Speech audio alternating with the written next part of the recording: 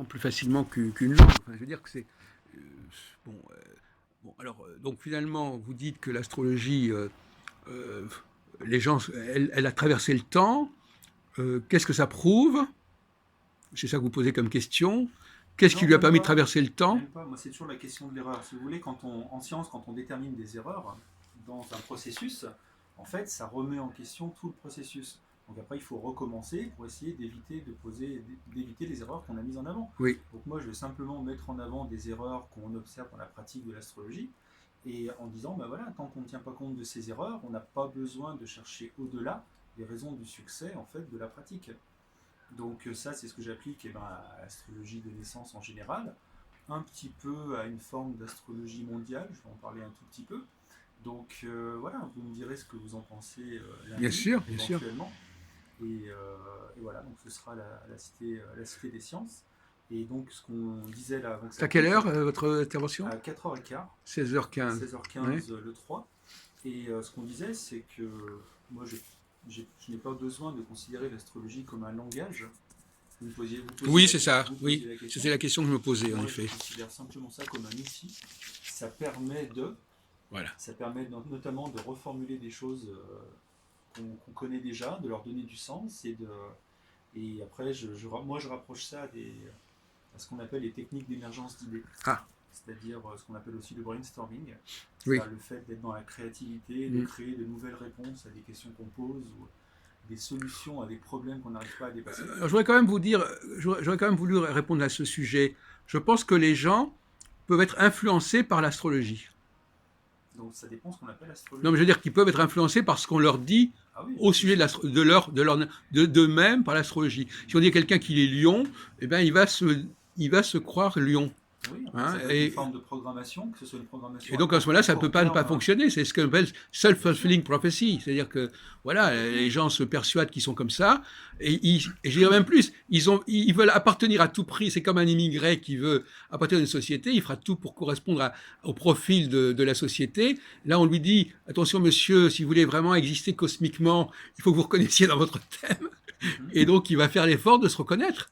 Et il va regarder sa vie, même à la limite au niveau même chronologique. Mhm.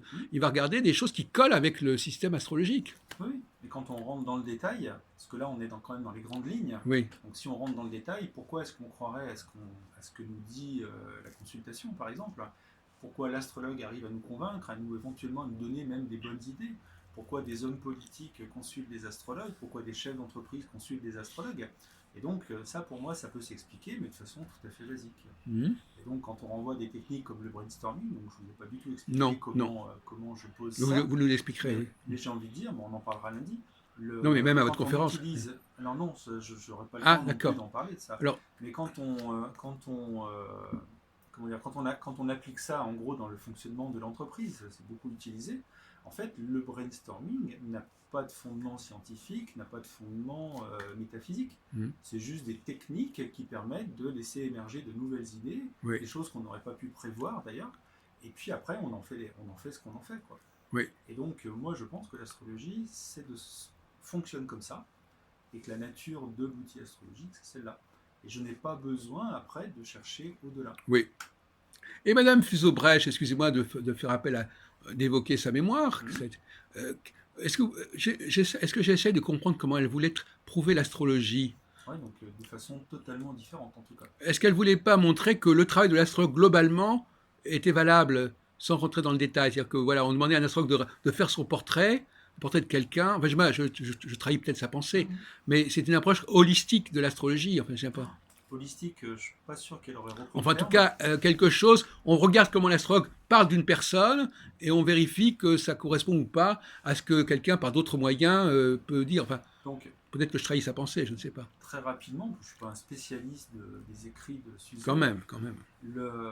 On parle de Suzel Fusobrecht pour deux raisons. La première, c'est une scientifique qui, une fois à la retraite, donc qui a été directrice de recherche au Sur CNRS les insectes, je crois. pendant des dizaines d'années. Oui, elle était biologiste et je crois qu'elle était spécialisée effectivement sur les insectes. Et donc, une fois à la retraite, elle a vraiment approfondi la question astrologique, elle a défendu, elle a été l'auteur d'un que sais-je sur le sujet, En 89, oui. qui a été écrasé en 2005. Ah oui. Alors qu'elle Et était encore en vie. bien sûr, je m'en rappelle bien, Alors que Paul ouais, Couder, on a attendu qu'il soit mort pour le. elle était outrée de de ça d'ailleurs. Oh là, je sais pas, oui. Et donc on parle d'elle parce que sa position était que l'astrologie est critiquable, mais l'astrologie ça marche, puisqu'elle pratiquait l'astrologie de naissance notamment. Oui. Elle essayait, elle trouvait que pour elle ça Elle était marchait. très impressionnée par Astroflash quand elle a commencé l'astrologie. C'est l'anecdote qu'elle raconte Oui. pour ses débuts. Oui. Et donc, comme elle avait une méthodologie, alors je n'ose pas dire scientifique, mais c'est quand même un peu, c'était son domaine, Oui. mais surtout statistique, elle a voulu passer une fois de plus l'astrologie au crible des statistiques pour essayer d'en faire ressortir Oui. quelque chose. Donc, bien sûr qu'elle voulait montrer, elle, qu'il y avait quelque chose réellement derrière l'astrologie, avec en même temps la confiance du praticien qu'elle était, puisqu'elle voyait qu'elle pouvait en tirer des choses, mais avec l'humilité du scientifique en disant le jour où on trouve quelque chose, on ne peut pas dire déjà ce que ça va être, et une fois qu'on aura trouvé quelque chose, on ne pourra pas dire ce qu'on peut en faire par la suite. Et donc elle ne présageait pas de ce qu'aurait pu être une astrologie causale si on avait démontré quelque chose. En tout cas, ça c'était donc Suzel. Et je pense que moi je suis assez loin Oui. je suis même très loin Oui. de son travail. Oui. Moi, j'ai une dette de reconnaissance envers Madame Fusobrecht, parce qu'en 92, quand elle a publié son bouquin L'astrologie, la preuve par deux, Ouais. elle a expliqué très clairement ma théorie, la théorie que j'avais exposée dans mon bouquin de 86. D'accord. Il y a beaucoup de gens qui se sont intéressés à cette théorie à une époque. Hein. Cette idée que c'était les hommes qui avaient, c'était les sociétés elles-mêmes qui avaient instrumentalisé le ciel et non pas qui avaient observé quelque chose. En fait, c'est comme une théorie que j'ai abandonnée, mais qui me paraît assez sympathique quelque part, assez séduisante. Comme je le disais tout à l'heure, elle était élégante. Oui. Élégante, c'est un moyen différent de défendre l'idée d'une astrologie qui ne soit pas causale. Et donc, alors d'habitude, elle est causale quand même. Elle est causale, puisque ce sont les sociétés qui ont voulu se servir Vous avez raison de rectifier qu'il n'y ait pas de causalité entre les hommes et les astres.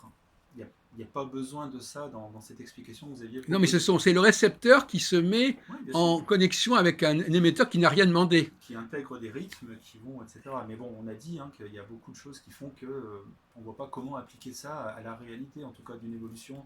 Moi, je laisse les deux théories quand même quelque part en parallèle, hein, sans conclure. Ouais. Les deux théories que j'ai développées sont toutes les deux problématiques. C'est pas absurde. De toute façon, Gauquelin, si les travaux de Gauquelin existent, et que pour moi, ils sont quand même valables, c'est quand même quelque part que cette programmation, elle a perduré.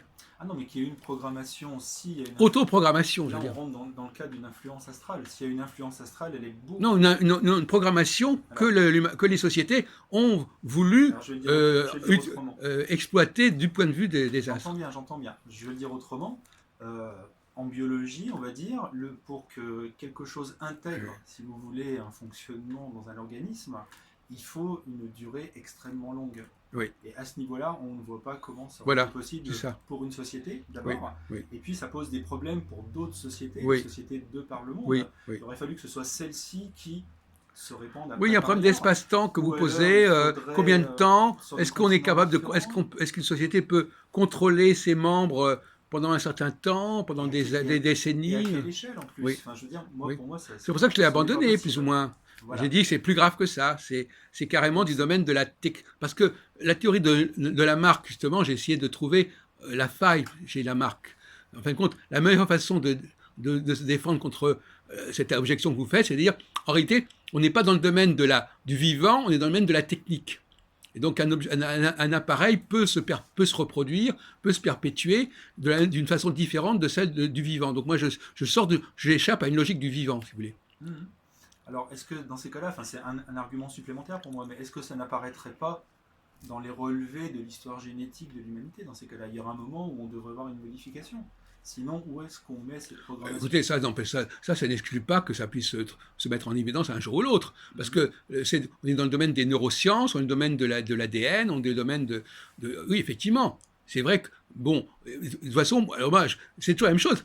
Oui, là, vous parlez du passé, ben non, je vous dis qu'effectivement, ce sont des choses qui probablement vont être mises en évidence dans les prochaines décennies, sinon dans les prochains siècles. Je ne pense pas, mais... Oui. Je vous le souhaite. Non mais oui, non mais je veux dire que c'est pas parce que effectivement l'idée d'une programmation. Alors de toute façon, moi en tout cas, on abandonne toute programmation. Donc finalement, moi ma position c'est carrément le divorce entre science et technique. Hein. C'est-à-dire que la technique, la technique est antinaturelle. C'est-à-dire qu'elle prend le contre-pied de la nature. Elle se sert de la nature, mais elle la pervertit en quelque sorte. Elle la transforme. Tout ce qui est de domaine du technique, c'est une transformation de la nature. Ça veut dire qu'on ne l'utilise pas. C'est comme un sculpteur qui prend un bloc de marbre, il en fait autre chose il lui donne une fonction qui n'est pas celle du bloc de marbre au départ.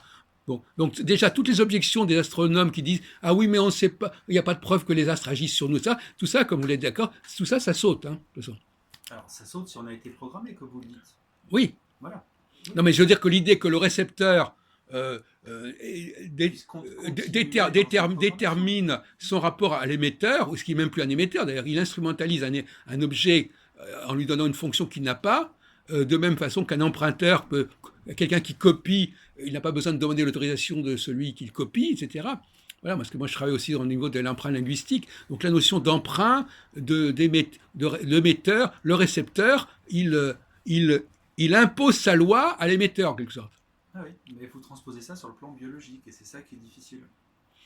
C'est pour ça que je ne suis pas sur le plan biologique, je suis sur le plan, comment dirais-je, technobiologique, c'est-à-dire la biotechnologie, c'est-à-dire je suis sur le plan d'une technologie qui elle-même est organisée au niveau d'une programmation, etc. Et comme vous le dites très justement, ce n'est que mon discours ne fait pas sens, n'aurait pas fait sens il y a plusieurs siècles. Il s'inscrit effectivement dans notre zeitgeist actuel, dans notre Weltanschauung actuelle, c'est-à-dire c'est quelque chose qu'on, autrement dit, si vous voulez, on comprendra plus on avancera au niveau technologique, plus on comprendra l'astrologie. Vous voyez ce que je veux dire? Moi, je vous le souhaite, hein, mais je ne pense pas. Merci beaucoup. Eh ben, merci.